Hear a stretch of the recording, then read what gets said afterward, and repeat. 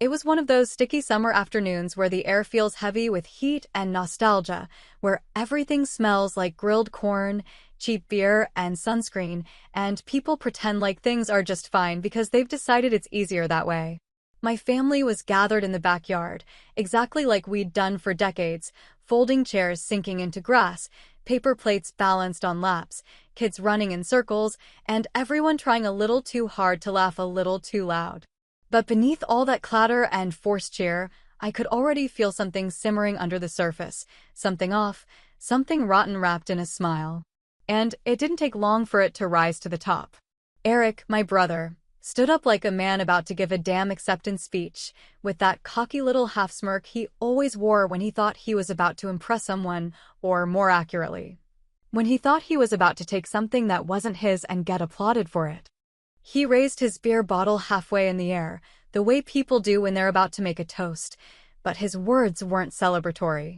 They were surgical, calculated, and disgustingly rehearsed. "Mom and Dad decided I should move into your house," he said, loud enough for everyone to hear it, like it was some harmless announcement instead of a blindside. I didn't say anything at first. I just looked at him, not blinking, not flinching, not giving him the satisfaction of watching me panic or stammer or question what the hell he just said. Instead, I picked up my glass, white wine, slightly watered down from the ice melting faster than I could drink it, and took a slow sip. Not because I needed the alcohol, but because I wanted to savor the moment. The moment before the storm. The moment right before his world tilted. "That's funny," I said, calm as a breeze on a quiet lake, because I sold it last week. The smirk melted off his face so fast it was almost beautiful. He looked at me like I'd just slapped him in the mouth in front of a priest, eyes darting around, searching for someone to confirm that I was joking, that I didn't mean it, that I was bluffing. But I wasn't. I reached into my bag, pulled out a small, cream-colored card, and slid it across the picnic table like a poker chip tossed by a woman holding 4 aces. "Here," I said, nodding toward it. "You can give this to your moving truck. That's the new owner's contact information." The silence that followed was brutal. Everyone froze, the laughter died, the silverware paused, the breeze even seemed to hold its breath. Diane, our mother, looked like she'd just swallowed her own tongue. My father looked down at his plate, suddenly fascinated by a piece of overcooked chicken. Eric's hand hovered over the card like he was afraid it might bite him, but eventually, he picked it up and read the name. His jaw clenched, his face turned a shade paler, and for the first time in years, he didn't have a comeback. "And now I want to ask you something. Yes, you sitting there listening to this story. Has your family ever made a decision for you without asking, like your life is a spare bedroom they can assign to whoever's next in line? Have you ever been treated like an accessory, like your boundaries don't matter because someone else needs something more? Have they ever smiled in your face while planning around your back? If you've lived that, even once, I want you to tell me in the comments. I want to know I'm not the only one. But let me take you back, just a little, to the weeks before this barbecue, before this bizarre declaration, before this smoldering little fire turned into an inferno. There were signs, of course. There always are. The subtle shift in tone when my mother called me, asking questions about the house like she was just curious. Was I happy there? Did I ever feel lonely? Did I think I'd ever move out and upgrade someday? Innocent on the surface, but layered with implication. Then came the comments from Dad, casual and quiet, suggesting that maybe I'd want to be closer to family soon, or that the house felt a little big for one person anyway. At first, I didn't think much of it. I'd heard these kinds of manipulative nudges before, usually followed by a guilt trip about missing a holiday or forgetting someone's birthday. But then I caught wind of something odd. A friend of mine mentioned that Eric had been bragging at a bar about getting a new place soon, and how he'd be living rent-free thanks to our parents. It sounded too absurd to be real, but the more I thought about it, the more everything started clicking into place. And now, watching Eric sit back down in stunned silence, watching Diane's lips tighten as she tried to form some excuse, watching the rest of the table slowly shift back into fake conversation like nothing had happened, I realized I'd only scratched the surface of something bigger.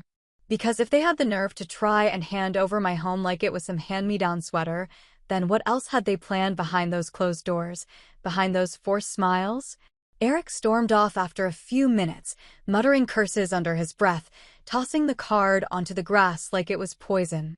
Diane didn't speak to me for the rest of the evening, just stared into her glass like she could rewrite the last 10 minutes if she stared hard enough. But I knew the game had just begun, and I intended to play it better than they ever expected.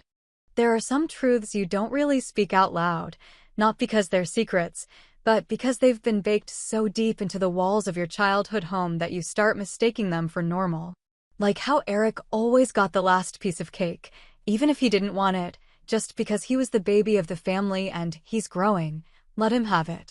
Or how he got the better bedroom the day we moved into that two-story house, the one with the bigger windows and the built-in shelves, while I was handed the one that smelled faintly of mildew and had the creaky floorboard right beside the bed. It was the same way with everything. He got the car, the allowance, the weekend passes to go out with friends while I was stuck picking up shifts at the grocery store to afford school supplies and cheap second-hand clothes. When college came around, he was handed a fully funded education with a dorm room and a debit card that never hit zero, while I was working 2 part-time jobs just to scrape through community college, printing my essays on library computers and living off instant noodles because no one thought I needed help. And every time I brought it up, every time I so much as raised an eyebrow about the difference in how we were treated, I'd get the same line from Diane, served with that sickly sweet tone she used to cover her tracks. "You're the strong one. You don't need help like he does. You've always been so independent, honey." What she really meant was that she expected me to bend, to absorb all the imbalance, to swallow resentment like vitamins and smile through it because that's what family does. Diane believed that daughters were meant to sacrifice, to stretch themselves thin while their brothers floated comfortably through life on cushions built from someone else's spine. She wore that belief like perfume, subtle, suffocating, and hard to wash off. When I bought my house, it was the first real thing that was entirely mine. No help from my parents, no cosigner, no borrowed money, just my own grit, long hours, sleepless nights, and a savings account that grew slowly but steadily over years of not buying new clothes, skipping vacations, and packing my own damn lunch every day. That house wasn't just property, it was proof. Proof that I wasn't dependent on anyone, that I didn't need Diane's validation or Eric's smug nods or Frank's silent approval. That house was where I could finally exhale. So when the guilt started rolling in, when the tone of the phone calls shifted from casual to calculated, I felt it like a draft in a sealed room. It started small, Diane mentioning that Eric had been going through a rough patch, that he just needed a little stability, that maybe it would be nice for him to have a place to get back on his feet. I tried to be patient, tried to understand, but every sentence was laced with that unspoken expectation that I should just hand over the keys and make myself small again. When I hesitated, the pressure started to build like water behind a dam. Suddenly, Diane was calling more often, asking about the house, asking about my plans, suggesting maybe I wasn't as attached as I thought, planting doubts like weeds in my mind. When I didn't give her the answer she wanted, she pulled out her old weapons, emotional blackmail, guilt trips, and icy silence. "I just thought you'd care more about your family," she said once, after I told her I wasn't comfortable with the idea. "I guess we were wrong about you." It's funny how quickly love turns into manipulation when people don't get what they want. It's funny how they twist your strength into selfishness, how they call your boundaries betrayal. And then one afternoon, when I was cleaning out the old desk in my study, I found it, a yellowing envelope, tucked between unpaid utility statements and random papers from years ago. It wasn't mine. It was Diane's handwriting, unmistakable in its elegant loops and sharp edges. Inside was a draft document, nothing official, but enough to chill my blood. A fake transfer of ownership agreement, listing my house, my address, my full name, with blank lines left for a signature I had never given. She was preparing to hand it over behind my back. And just like that, I realized this wasn't just about a house anymore. This was war. I didn't waste time pretending to be confused anymore. Not after finding that damn envelope with the draft of a transfer of ownership I'd never agreed to, written in Diane's careful, calculating cursive. Like she thought she could just write me out of my own life with the same hand she used to sign birthday cards. I sat with it for a full day, staring at those blank signature lines like they were a loaded gun left on my kitchen table. There was no doubt in my mind anymore. This wasn't some innocent misunderstanding. It wasn't a moment of miscommunication or a well-meaning suggestion gone sideways. This was planned, plotted, and executed quietly behind my back with the kind of smug confidence that only comes from years of never being told no. So the next morning, I drove straight to their house. No call ahead, no polite heads up, no chance for them to rehearse whatever half-assed excuses they were already working on.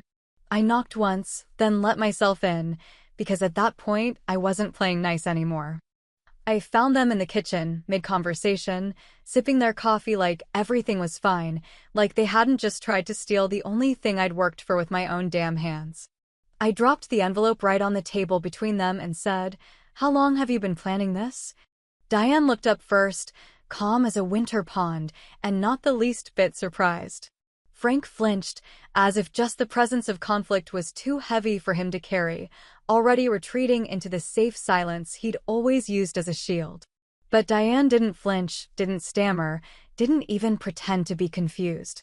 Instead, she tilted her head slightly and said, "He's your brother. He needs this. You'll understand when you're older." Older? I nearly laughed in her face right then. I was 40, not 14, and I understood just fine. What she meant was, you're supposed to give up what you earned because we decided he deserves it more.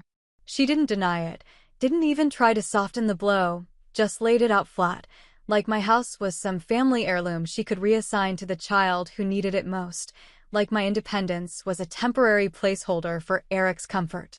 "He's going through a hard time," she added, as if that somehow justified the betrayal, as if temporary inconvenience in Eric's life meant permanent sacrifice in mine. I asked her, point blank, if Eric had been inside my house while I was out of town for work last month. She didn't answer directly, but she didn't have to. Her eyes flickered just long enough, and Frank looked down at his coffee like it might save him from having to speak. That was all the confirmation I needed. But it was my friend Jenna who filled in the rest of the puzzle later that afternoon, calling me in disbelief after running into Eric at a local cafe. "He said he was moving in soon," she told me, her voice thick with disbelief. Like it was already done. "He said you were downsizing or relocating or something, that your parents were helping transition everything." Transition. That word rattled in my head for hours. They weren't just taking the house, they were rewriting the story, reshaping the narrative so I wouldn't even get the dignity of truth. It wasn't just a betrayal. It was a rewrite, a power grab dressed up as a family favor. And maybe that's what hurt the most, not just the theft of property, but the arrogance, the sheer entitlement, the absolute certainty that I'd just roll over and let it happen. That I'd smile and nod and step aside for my golden boy brother because that's what family does. But this time, I wasn't stepping aside. This time, I wasn't the one compromising. I remembered a moment from years ago, one of those quiet conversations that stays lodged in your memory even when you try to forget it. I was 17, helping Diane in the kitchen after dinner, and I'd asked why Eric never got the same chores or responsibilities. She'd smiled and said, "You'll always have to work harder. That's just the way it is." At the time, I thought she meant life in general. Now I realized she'd meant within this family. Later that evening, I went home, still simmering, and decided to double-check every corner of my house. Something in me just couldn't settle, couldn't rest. And when I walked into my bedroom, I knew I wasn't imagining it. My nightstand drawer was open. Not wide, just enough to be noticeable if you were paying attention. Other drawers too, slightly off-center, like someone had been there, poking around, thinking I wouldn't notice. And then I checked my key tray by the door, the spare set I kept for emergencies. Gone. That's when I knew this wasn't over. This wasn't just a plan. It was already in motion. The first time I met Mr. Conway, I knew instantly that he wasn't just another buyer looking for property on a whim, but someone who could read silence better than most people read spoken words. He stood on my porch with the kind of calm that didn't come from arrogance or a rush, but from someone who'd lived long enough to know that real power never needs to announce itself. His handshake was firm but unassuming, his gaze steady but never invasive, and the way he looked around the house made it clear he understood this wasn't just a financial transaction, it was something deeper, something personal. And I think that's why I trusted him without needing to know too much. He didn't bombard me with offers or try to sweet-talk his way into a deal like some of the others had before him. He simply walked through each room like a man who respected walls that had held secrets and windows that had seen things most people wouldn't talk about at the dinner table. And after the second walkthrough, he turned to me, hands in his pockets, and asked me the simplest, yet most disarming question I'd heard in weeks. "Are you sure you're ready to let go?" He didn't mean just the keys or the bricks and drywall. He meant everything attached to it, the years I spent building that space, the memories etched into the door frames, the battles fought behind closed doors, and the bloodline expectations that came crawling up my walls every time Diane called or Eric smirked like he owned the place. And without hesitation, I said yes. Not because it was easy, not because it didn't sting somewhere deep in the hollow parts of me, but because I knew that holding on to that house would mean holding on to a version of myself I didn't want to be anymore, obedient, accommodating, forever bending so someone else could stretch. The paperwork went through fast. Clean sale. No hiccups. The title transfer was seamless, the legal details tucked away in manila folders handled by professionals who didn't ask questions and didn't care about family drama disguised as property arrangements. The keys were handed over by the end of the week, and just like that, the house that had once been a symbol of freedom and then a target of betrayal became something else entirely, a door I closed without ever looking back. I didn't tell anyone about the sale. Not my coworkers, not my friends, not even Jenna, who usually heard everything first and figured out the rest. I didn't tell because I didn't want it to become gossip or a pity story or even a celebration. I wanted it to be quiet. I wanted the silence to carry the weight of the move. I wanted it to hit like cold water when the time came, and I wanted it to leave an aftertaste that wouldn't wash out easily. Some revenge isn't about yelling or slamming doors, it's about timing, precision, and the clean satisfaction of knowing you made a decision without begging anyone's approval. I thought a lot about something Diane used to say when we were kids, and she'd try to guilt me into doing things for Eric, even when I was exhausted or overwhelmed or just wanted a damn minute to breathe. Family before everything, she'd whisper, like it was some sacred law carved in stone instead of a leash wrapped around my neck. And when I handed over the last set of keys to Mr. Conway, I muttered under my breath, barely loud enough to hear myself, "Not anymore." I thought that would be the end of it, just a clean transaction with no lingering threads, but Mr. Conway surprised me at the final meeting. He slid a small, sealed envelope across the table, his expression unreadable but not unkind. "You'll understand soon enough," he said softly. "Consider it a parting gift, or maybe just something you'll need later." I held it in my hand for a few seconds, tempted to tear it open right there in front of him, but something about his tone made me pause. I slipped it into my purse without another word, told him thank you, and left the building without looking back. I had no idea what was inside, but something told me it was going to matter more than I could possibly imagine. I waited 3 full days before opening the envelope, not because I was afraid of what was inside, but because something in me knew it wasn't just another line of paperwork or a thank you note from a businessman tying up loose ends. There was a weight to it, a kind of stillness that clung to the sealed flap, and every time I reached for it, I paused, sensing that it was something meant to be opened in the right moment, not rushed, not mindlessly unfolded between errands, but absorbed slowly and fully, like a sip of something strong that needs time to settle. When I finally sat down to read it, the house was already gone, my mind was clear, and I felt ready, not just to know what Mr. Conway had left me, but to understand it. The letter was handwritten, old school, neat, and thoughtful, the kind of penmanship that tells you a person doesn't do anything halfway. He opened with something simple. "I don't usually say much to the people I do business with. I let numbers do the talking. But I think you deserve to know why I bought your house." He went on to tell me about his sister. Her name was Ruth, and how she'd spent most of her life trying to carve out space for herself in a family that treated her like a second-class citizen while her brother, the youngest and the loudest, was handed everything without asking. Ruth had owned her own home once, too. Worked for it, paid every cent, and loved it fiercely. And one day, her family tried to take it from her under the same disguise mine wore. It's just temporary. He needs help. You're strong. You can handle it. She gave in back then, Mr. Conway wrote, and it broke something in her she never quite got back. That house became his when she died. He sold it out of necessity, but never forgave himself for not protecting her better. So when he heard my story, briefly, indirectly, through a friend who passed along my listing and mentioned I seemed eager to move without saying why, he felt something twist in his gut. He said he wasn't just buying property that day. He was balancing a scale that had been off for far too long. At the end of the letter, he made an offer that I read 3 times just to make sure I hadn't misunderstood it. He wanted me to come work for him, managing a new real estate project he was starting on the edge of town, something meaningful, something with room to grow. Not just a job, but a chance to build something entirely my own again. A chance to use everything I'd learned, not just professionally, but personally, because some lessons are born out of bloodlines and betrayal, and they shape you more than any degree ever could.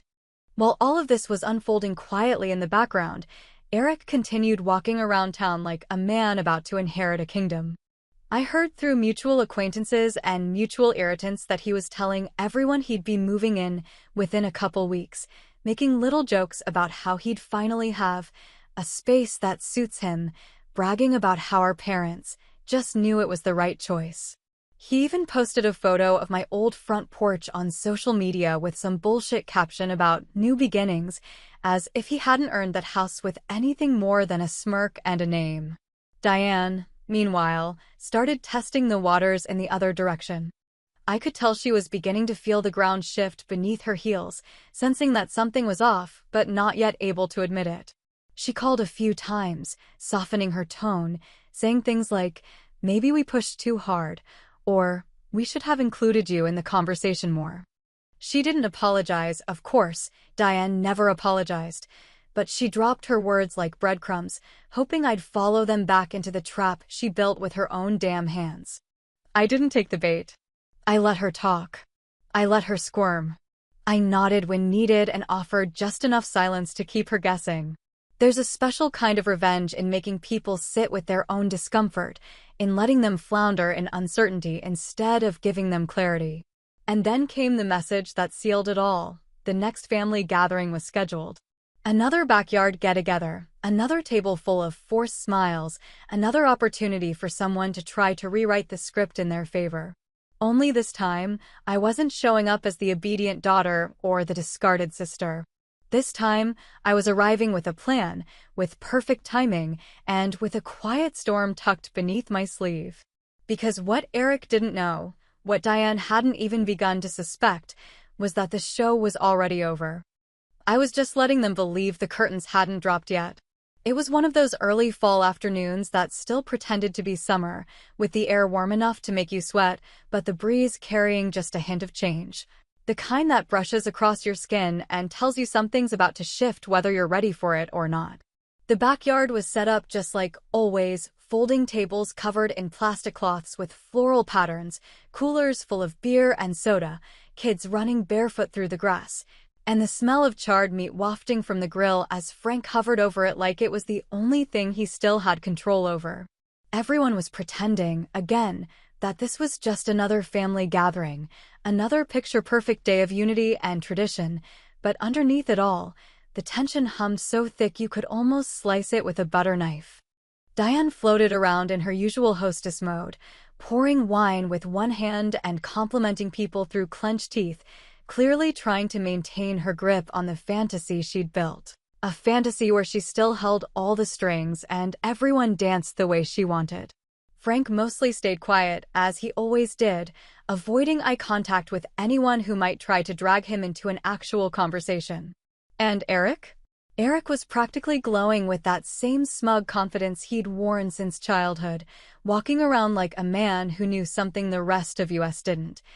Like he was just biding his time before making some grand declaration that would once again center him in the spotlight where he believed he naturally belonged. I knew it was coming. I'd known from the moment Diane had called a week before and said, in that careful, syrupy tone, "We'd really love it if you joined us this time. It wouldn't be the same without you." I knew what they were planning. I knew what they expected. And more than anything, I knew exactly how I was going to respond when the moment came. So I dressed like it was any other Sunday.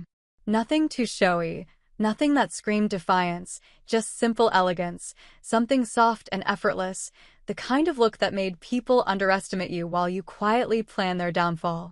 I brought a bottle of wine, made polite small talk, and kept my hands loose and my voice warm, because I wanted them all to feel safe right up until the moment I pulled the rug out from under their feet. And then it happened, just as I knew it would. Eric stood up, beer in one hand, fork in the other, acting like he was delivering a toast at his own damn coronation. He smiled that infuriating smile of his, the one that always meant he was about to say something entirely self-serving while pretending it was for the good of the family. "Well," he said, raising his voice just enough to quiet the nearby chatter, "Mom and Dad said I should move into your house. It's better for the family, you know? Makes sense, really." I didn't blink. I didn't gasp. I didn't even look at Diane, whose eyes were locked on mine, waiting for my reaction like a director watching her scene unfold. Instead, I reached for my wine glass, took a long, slow sip, and then set it down with the calmness of someone who's already lived this moment 1,000 times in her mind. "That's funny," I said, my voice steady and just loud enough for everyone to hear, because I sold it last week. You could have heard a pin drop on the grass. Eric froze, blinking like he didn't understand the words I'd just said, as if I'd spoken in a language he'd never heard before. Diane's fork slipped from her hand and clattered against her plate, sharp and awkward in the silence. Frank's eyes went wide, and for the first time in years, he looked like he might actually speak, but nothing came out except a breathy little wheeze that made him reach for his drink instead. I didn't wait for Eric to ask anything. I calmly reached into my bag, pulled out a small cream-colored card, and slid it across the table toward him, slow and deliberate, like a dealer laying down the final card in a game he didn't even know he was losing. He picked it up with trembling fingers, read the name, Mr. Conway, and I watched the color drain from his face in real time. I didn't need to explain who that was. I didn't need to say another word. His expression told me everything I needed to know, that he knew he'd been blindsided, that he understood he wasn't walking into a house, he was walking straight into his own failure. "The new owner should be in touch soon," I said, lifting my glass again. "Maybe he'll let you mow the lawn." And just like that, I stood up, smoothed my dress, and walked away, not in anger, not in triumph, but in peace. The kind of peace that only comes when you've chosen yourself over the people who kept trying to rewrite your life like you were just a footnote in their story. I didn't look back. I didn't need to. Because sometimes, the most powerful thing you can say is nothing at all.